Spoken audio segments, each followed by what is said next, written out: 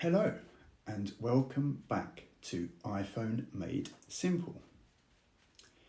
If you ever struggle to find apps or information on your iPhone, you're not alone. In this video, I'm going to show you a simple way to find almost anything on your iPhone in seconds.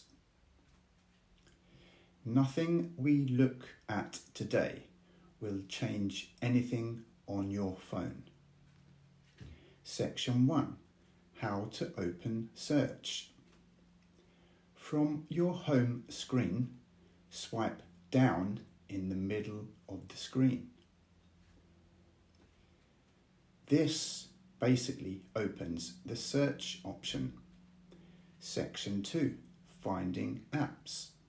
Start typing the name of an app.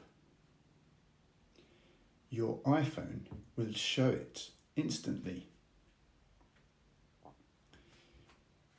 You don't need to remember where it is. Section 3. Finding other things. You can also search for contacts, messages, and even settings. For example, a contact name, or a setting like Wi-Fi. Section 4. Why this is useful. Instead of scrolling through pages and pages of apps, you can go straight to what you need when you need it.